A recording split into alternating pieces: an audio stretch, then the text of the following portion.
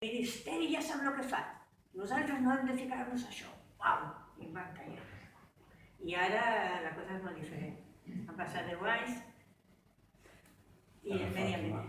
Però de totes maneres, per protegir un indret, ara a la platja Llac estem intentant arribar a una protecció legal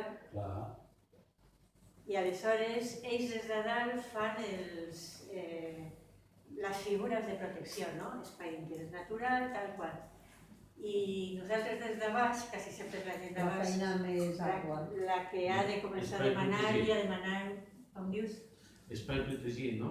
Espai protegit, en aquest cas és la figura de l'espai d'interès natural, que seria allargar una mica d'ell, que és massa petit, tothom ho diu, no és viable per a la fauna ni per res, massa petit.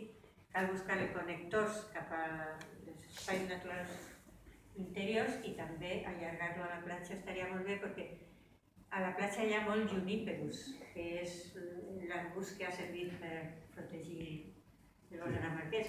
Bueno, la cosa és que estem contents perquè ara a la universitat, que no són les de baix sinó les del mig, ens volen ajudar a demanar això. I ja la cosa és una mica més tranquil·la. I ahir és on podem atrevir-nos a pensar en el fons del mar, perquè a la universitat això l'altre dia vam anar a una lectura de tesi, vam conèixer molta gent que entén d'això, ens posem en contacte amb la gent, l'altra gent de la universitat que està intentant fer-ho i fent xarxa per aconseguir que les coses cada vegada estiguin una mica més. El fons marí de la platja llarga i del Son de la Mora, no? És bastant ric en flora. Sí que ho és. No hi ha Poseidònia, però... Bueno, el problema que té aquesta zona és que com no hi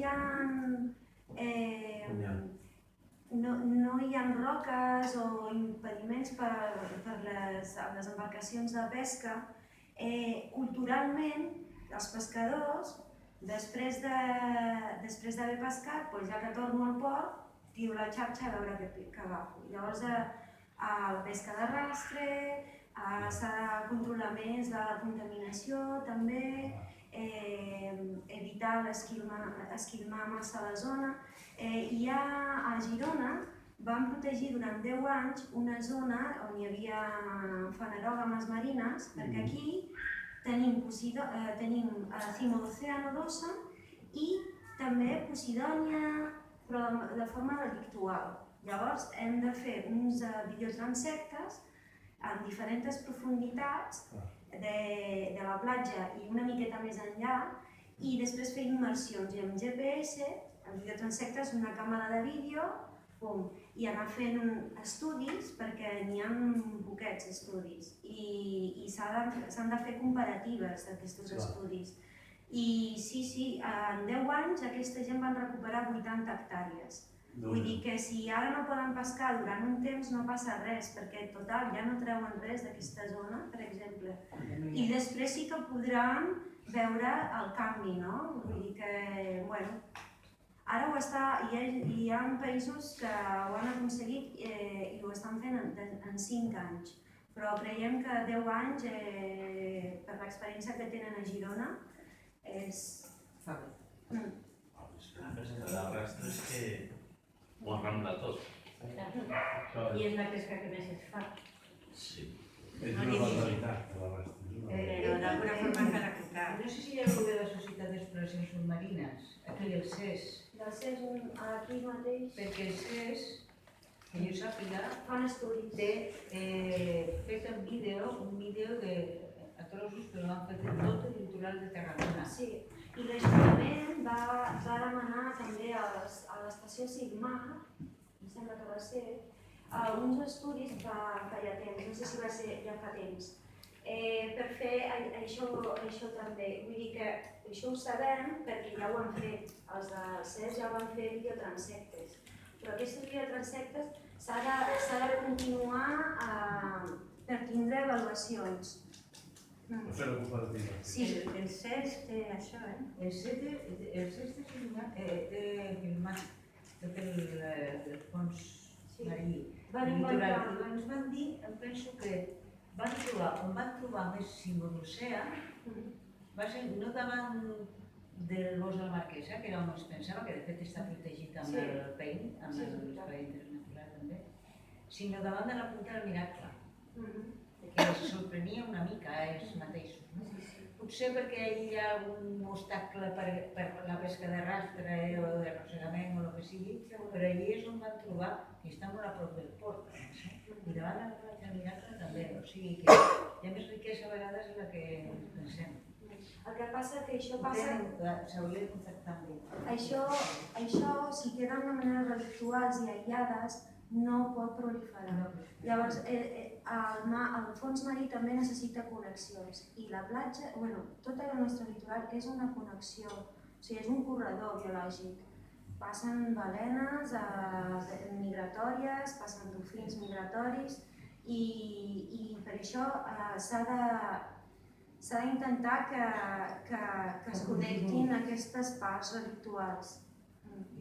Disculpa, s'ha estudiat, s'ha pensat la possibilitat d'enfonsar-hi estructures que impedeixin... El CES ho va fer i va funcionar molt bé i es podria enfonsar algun vaixell, per exemple, això seria genial. Perquè al final la prohibició, coneixem els pescadors i sabem que són molt poc efectives. I que realment efectiu és un Un cop hi ha protecció pots demanar aquesta mena de gestions i actuacions. Es pot dir que la crisi ens ha salvat d'omplir la costa de ciment, en part. El decreixement... En part, perquè si no la pressió és tan forta que, ja sabeu què passa. Les polítiques venen per 4 duros i cobren, llavors se'n van i això ha sigut una força natural que ens ha frenat una mica. Més que no sé què de crisi. Més que la crisi és les persones que tens al davant.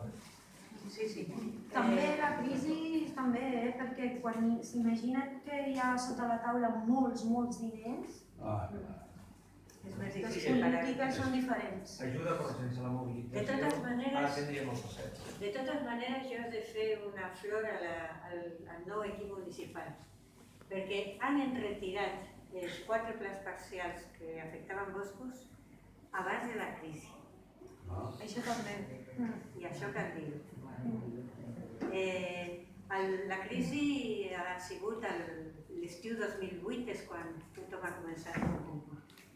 I al juliol ja tenim els articles del diari i això vol dir que portaven un any negociant amb els constructors que no ha de ser fàcil retirar plans parcials, que ja els constructors han comprat els terrenys i tot. Ja portaven un any, des del 2007, intentant retirar-los. O sigui que això és una flor lamentable per nou equip, perquè han retirat 4 plans parcials que ja estaven cantats en l'anterior, cal dir-ho. Però, per exemple, el 2012 encara hi havia els diners per fer el passeig marítim al Ministeri i ha sigut la crisi i els retalls els que han fet que els diners se'n vagin cap al Madrid i ahí és quan ja hem respirat, no? I això sí que ha estat la retallada. Quin mes va ser quan es va entrar exactament de que no es faria? Quin any vau estar convençudes de que no es faria ja? De que no es faria? Sí, quan vau saber segur que no? Les 1.000 cases, el tema urbanístic, a la primavera de 2008 ja es veia que no es faria. I el passeig marítim, a l'octubre de 2009, ha sortit a diaris que es retirava, però al 2012, quan han desaparegut els diners, és quan van descansar. Perquè fins aleshores, allò seguia allí, no hi havia cap paper que digués que ho havien Ni pals de retirat. cordes, ni... O sigui, i al 2012, a més, és quan l'Ajuntament ha començat a posar pals i cordes, a l'Aiguamoll, o sigui, el 2012 ha sigut la inflexió important. Encara que des del 2009 ja anaven traient carpobrotos i cuidant la platja. Però bé, això és. Bueno, no es pot abaixar la guàrdia, per això. No. Així que ara ja no som salvant la platja llarga, Cuidem la platja llarga. som cuidant la platja llarga, que és una forma d'estar allí també a prop i procurant que cada vegada estigui més protegida i més cuidada. I passant Torre del Mar hi ha aquells mica d'aiguamolls i ànecs. Allò està protegit o no està res? Sí, està protegit. També han volgut fer coses allà, eh? Sí. Ha hagut molta... El Ramon Ferrer ha tingut també Sí. una gran lluita en aquesta zona. Bastant forta, això. Perquè quan plou és maco, veu moltes llagunes i ànecs. Ahí està protegit i Sí. és una mica un model per la platja llarga. També es vol recuperar la jacuna que hi havia abans, ara si venen els ocells. Molt bé, Moltes gràcies. pues, A vosaltres. estic anant al tanto i